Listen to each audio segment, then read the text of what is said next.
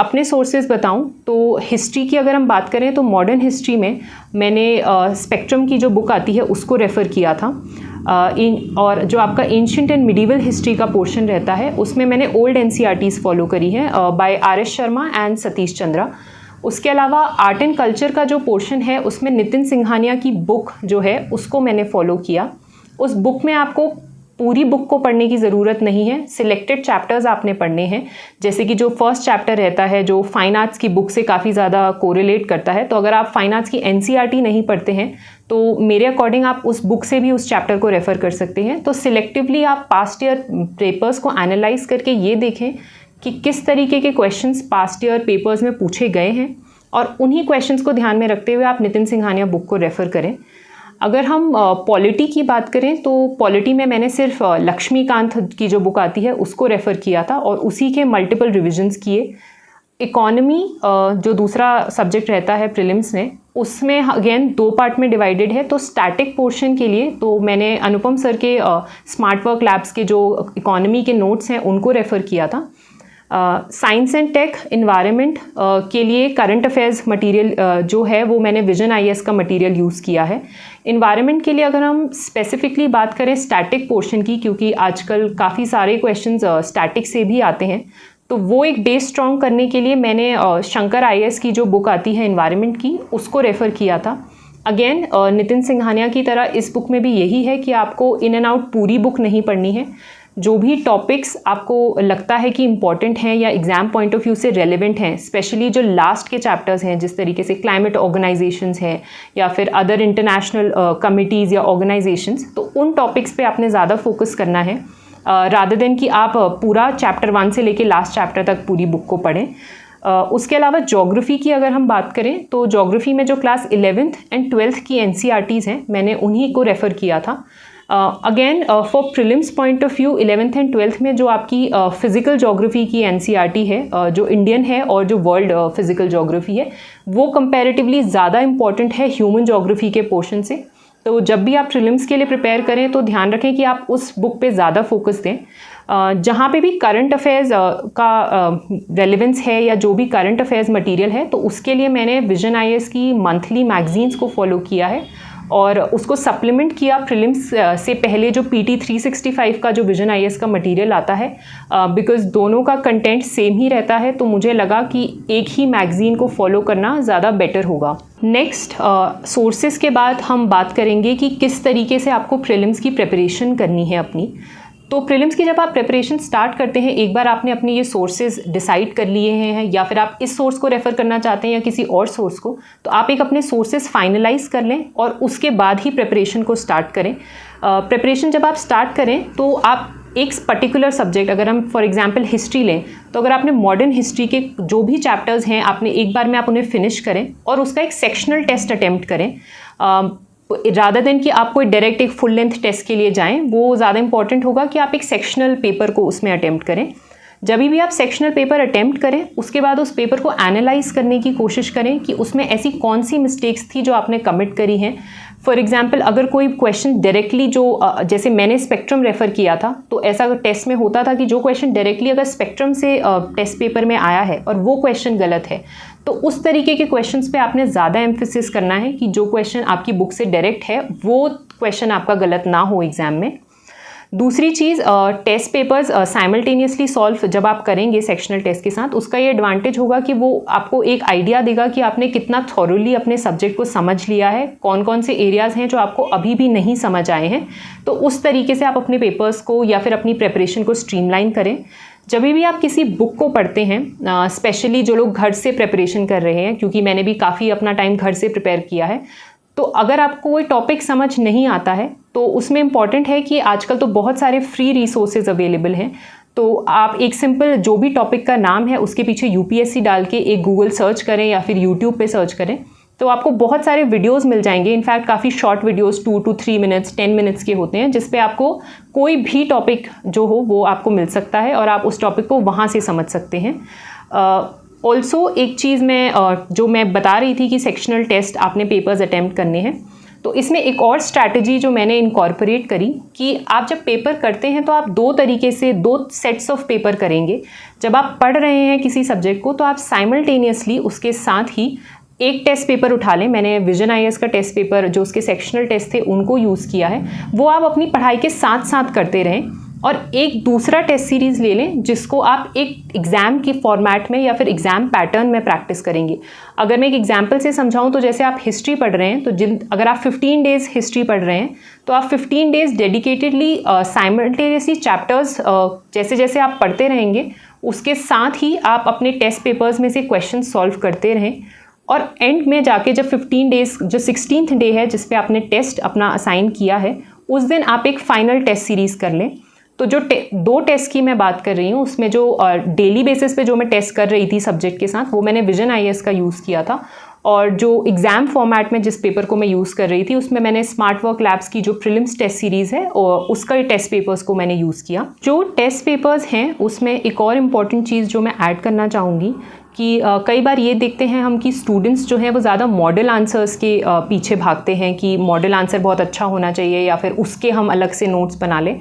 यहाँ पे मेरी स्ट्रैटेजी थोड़ी डिफरेंट थी। मैंने ज़्यादा मॉडल आंसर्स को ना रेफ़र करते हुए इस बात पे ज़्यादा फोकस रखा कि जो क्वेश्चंस डायरेक्टली बुक से हैं, बिकॉज आप कोई भी मार्केट में अवेलेबल टेस्ट पेपर्स अगर सॉल्व करेंगे तो मेजॉरिटी ऑफ द क्वेश्चंस का जो भी कॉन्टेक्स्ट है या फिर जो भी थीम है वो बुक में ही दिया होता है। तो आप वापस से उसी बुक को पढ़ें, बिकॉज इसके दो एडवांटेजेस हैं। अगर आप सेम बुक को पढ़ रहे हैं तो आप एंड में एक तो पिक्टोग्राफिक मेमोरी आप अपने लिए क्रिएट कर रहे हैं, प्लस आप उस चीज़ का मल्टीपल रिवीजन कर रहे हैं। बिकॉज अगर आप बुक रेफ़र करेंगे प्लस आपके पास एडिशनल नोट्स होंगे तो वो एंड में बहुत ज़्यादा बल्की हो जाता है और पढ़ना काफ़ी मुश्किल होता है। तो मेरे हिसाब से अगर आप उसी को अपनी बुक में हाईलाइट कर लें, कोई बॉक्स बना लें या फिर एक अलग से अगर कोई एडिशनल पॉइंट मिलता है तो उसको वहीं पे स्क्रिबल कर लें या स्टिकी नोट ऐड कर लें तो वो ज़्यादा हेल्पफुल होगा, रादर देन कि आप 2 या 3 सोर्सेज रखें अपने एंड में, जो कि रिविजन के लिए काफ़ी मुश्किल हो जाता है। नेक्स्ट आता है, ये तो मैंने जो आपको बताया वो स्ट्रैटेजी मोस्टली स्टैटिक पोर्शन से रिलेटेड है। सिमिलर स्ट्रैटेजी हम करंट अफेयर्स के लिए भी यूज़ करेंगे। करंट अफेयर्स में जो मैंने पर्सनली यूज़ किया था, मैंने सिर्फ मंथली मैगजीन्स को ही फॉलो किया था। तो मैंने विजन आईएएस की मंथली मैगजीन्स और उसको सप्लीमेंट किया था पीटी 365 के साथ। काफ़ी सारे स्टूडेंट्स न्यूज़पेपर्स के नोट्स बनाना भी प्रेफर करते हैं। तो अगर आपको लगता है कि आप न्यूज़पेपर के नोट्स बना के उस तरीके से करंट अफेयर्स करना चाहते हैं तो आप वैसे भी कर सकते हैं। अगेन करंट अफेयर्स में भी इम्पॉर्टेंट है कि जो भी जिस मंथ का, अगर आपने एक मंथ की मैगजीन फिनिश कर ली है या फिर एक मंथ का आपका न्यूज़पेपर के नोट्स रेडी हैं तो आप उनको रिवाइज़ करें और उसके बाद उसका एक टेस्ट पेपर अटेम्प्ट करें। वो टेस्ट पेपर आप फ्रीली, काफ़ी सारे मटेरियल या टेस्ट पेपर्स मार्केट में अवेलेबल हैं, आप उन रिसोर्सेज का यूज़ कर सकते हैं। चाहे आप किसी टेस्ट सीरीज़ में एनरोल कर सकते हैं जिसमें डेडिकेटेड टेस्ट रहते हैं मंथली, तो उस तरीके से आप अपने करंट अफेयर्स को प्रिपेयर कर सकते हैं। दूसरा एक इम्पॉर्टेंट चीज़ जो प्रीलिम्स के लिए ज़रूरी है वो है analysis of the past year papers. क्योंकि काफ़ी टाइम हम देखते हैं कि जो कोचिंग इंडस्ट्री में जिस तरीके के टेस्ट पेपर्स रहते हैं या फिर मटेरियल जो मार्केट में बहुत सारा अवेलेबल है वो काफ़ी ओवरवेलमिंग हो जाता है बहुत सारे स्टूडेंट्स के लिए। अननेसेसरी इन डेप्थ इन्फॉर्मेशन पूछी जाती है जो कि यूपीएससी के डिमांड से इतना अलाइन नहीं करता है। तो इम्पॉर्टेंट है कि आप अपनी प्रिपरेशन के साथ साथ सिर्फ टेस्ट सीरीज़ पे ना फोकस करें, बिकॉज आपको इंस्टीट्यूशन के टेस्ट को इम्प्रोवाइज़ नहीं करना है अपने स्कोर को, बल्कि यूपीएससी में किस तरीके से आप अपने स्कोर को इम्प्रूव करें उस पर फोकस रखना है। तो पास्ट ईयर पेपर्स को एनालाइज करने का ये तरीका जो मैंने फॉलो किया वो ये था कि आप एक जो यूपीएससी की वेबसाइट आती है उस पर जो पास्ट ईयर पेपर्स हैं वहाँ से उन पेपर्स को डाउनलोड करें और उनका एक प्रिंट आउट निकाल लें जो ओरिजिनल पेपर्स रहते हैं। उसके बाद आप बैकवर्ड्स स्टार्ट करें। तो मेरे ओपिनियन में अगर आप 2022 के लिए प्रिपेयर कर रहे हैं या 23 के लिए तो आप एक साल पीछे से स्टार्ट करें, 21 से 2019 18 में जाएं और उस तरीके से ये देखें कि किस तरीके के क्वेश्चंस आ रहे हैं, सारे ऑप्शंस जो उसमें दिए हैं उनका क्या रेलेवेंस है। अगर आपको कोई इन्फॉर्मेशन नहीं पता है तो उसका एक क्विक गूगल सर्च करके उसके बारे में इन्फॉर्मेशन कलेक्ट करने की कोशिश करें और उस इन्फॉर्मेशन को आप उसी जो आपने पेपर डाउनलोड करा है उसके एडजेसेंट ही कहीं पे लिख लें या नोट कर लें। तो वो एक तरीके से जितनी बार आप उन पेपर्स को रिवाइज़ करेंगे तो वो इन्फॉर्मेशन भी आप साथ साथ रिवाइज़ करेंगे। कई बार हमने देखा है कि यूपीएससी अपने थीम्स को रिपीट करता है। स्पेसिफिक क्वेश्चन का रिपीट होना तो काफ़ी रेयर है, लेकिन थीम्स डेफिनेटली रिपीट होते हैं एग्ज़ाम में। अगर मैं एग्जाम्पल से स्टेट करूं तो जैसे आपका पॉलिटी का पोर्शन है, तो उसमें क्वेश्चंस फंडामेंटल राइट्स से, या फिर questions related to article 14 rule of law, या फिर पंचायत एंड म्यूनिसिपैलिटीज़, पार्लियामेंट, इस तरीके के जो टॉपिक्स हैं उनसे हर साल क्वेश्चंस आते हैं और एक थीम बेस्ड क्वेश्चंस जो हैं वो रिपीट होते हैं। तो आपको ध्यान रखना है कि आप उस थीम को समझ पा रहे हैं और उसे ग्रास्प करने की कोशिश कर रहे हैं। सिमिलरली अगर मैं साइंस एंड टेक में एग्जाम्पल दूँ, तो जैसे कि ग्रेविटेशनल वेव्स है, तो काफ़ी पिछले 3-4 सालों में यूपीएससी ने उस एरिया पे फोकस किया है। तो अगर आप पास्ट ईयर पेपर्स एनालाइज करेंगे तो वो आपको न्यूज़पेपर रीडिंग में भी हेल्प करेगा कि कौन सी न्यूज़ पढ़नी है और कौन सी न्यूज़ इग्नोर करनी है। तो इस हिसाब से आप अपनी प्रिपरेशन को ज़्यादा स्ट्रीमलाइन कर सकते हैं through the analysis of past year papers. Next ये है कि जब आपने अपनी स्टैटिक करंट अफेयर्स पोर्शन को एनालाइज कर लिया है, उसके बाद आपने अपने पास्ट ईयर पेपर्स भी देख लिए हैं, तो एक लास्ट लेग ऑफ प्रिपरेशन आता है जो कि towards the end of the exam phase आता है, जब आपका एग्ज़ाम 1 से 2 महीने दूर है। तो उस टाइम पे इम्पॉर्टेंट है कि आप कुछ फुल लेंथ पेपर्स को सॉल्व करें। तो जब आप फुल लेंथ पेपर्स सॉल्व करें, अगेन सिमिलर ही स्ट्रैटेजी रहेगी जैसे आपने स्टैटिक पेपर्स में किया, कि आप एक टेस्ट पेपर्स को सॉल्व करें। उस टेस्ट पेपर को सॉल्व करने के बाद 2 से 3 घंटे पेपर के साथ बैठें और क्वेश्चंस को एनालाइज करें कि कौन सा क्वेश्चन बुक से डायरेक्टली था जो गलत नहीं होना चाहिए था और वो गलत हुआ है। काफ़ी बार जब मैं खुद भी प्रिपरेशन में थी या अभी मैं लोगों के साथ इंटरैक्ट करती हूँ, तो बहुत स्टैंडर्ड सोर्सेज से जो क्वेश्चंस होते हैं, जैसे कि लक्ष्मीकांत से है या फिर स्पेक्ट्रम से क्वेश्चंस हैं, वो भी हम काफ़ी बार उन इजी क्वेश्चंस को भी गलत करते हैं। तो हमेशा ध्यान रखें कि जब भी आप पेपर्स एनालाइज कर रहे हैं तो अननेसेसरी इन्फॉर्मेशन के पीछे ना भागें। टेस्ट पेपर्स में यही इंपॉर्टेंट है कि जो क्वेश्चंस आप सही कर सकते थे, जो भी चीज़ आपने पहले पढ़ी थी और वो चीज़ आपके माइंड में थी या फिर आपके नॉलेज में थी, और उस तरीके के अगर क्वेश्चंस गलत हो रहे हैं तो उन पे आप ज़्यादा फोकस करें, तो वो आपके स्कोर्स को इम्प्रूव करने में ज़्यादा हेल्पफुल होगा। ये तो अभी तक जितना भी मैंने आपको बताया वो मोस्टली जीएस पेपर 1 से रिलेटेड है। प्रीलिम्स का एक इम्पॉर्टेंट फेज़ है जीएस पेपर 2, जो कि सीसैट का पेपर है। In the last 2 to 3 years हमने देखा है कि difficulty level of that paper काफ़ी ज़्यादा इंक्रीज़ हो चुका है, और बहुत सारे ऐसे बच्चे हैं, in fact people from engineering background या फिर जिन्होंने मैथ्स भी पढ़ा है, उन लोगों के लिए भी उस पेपर को सॉल्व करना थोड़ा सा मुश्किल हो रहा है।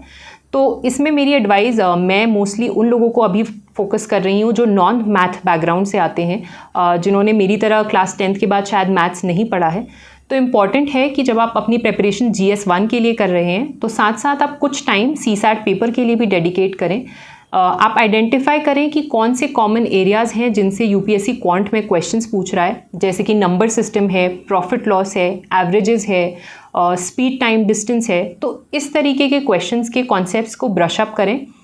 मैंने उसके लिए RS अग्रवाल की एक कॉम्पिटिटिव एग्ज़ाम की एक जो बुक आती है उसको यूज़ किया था। ज़रूरी नहीं कि आप वो बुक यूज़ करें, आप कोई और बुक भी रेफ़र कर सकते हैं। इनफैक्ट आपको उसमें से भी सारे क्वेश्चंस को करने की ज़रूरत नहीं है। कुछ बेसिक क्वेश्चंस करें जिससे कि आपके कॉन्सेप्ट्स क्लियर हो जाएं। कुछ बेसिक सिंपल फार्मूलाज जो हैं उनको आप वहाँ से देख लें। तो उस तरीके से आप अपनी सीसैट की प्रिपरेशन करें। अगेन सीसैट में ये बात फिर से इम्पॉर्टेंट है कि जब आपने क्वेश्चन सॉल्व कर लिए हैं, आपने कुछ सेट ऑफ क्वेश्चंस प्रैक्टिस कर लिए हैं, तो आप कुछ क्वेश्चंस को एक टाइम बाउंड मैनर में टेस्ट की तरह भी प्रैक्टिस करें।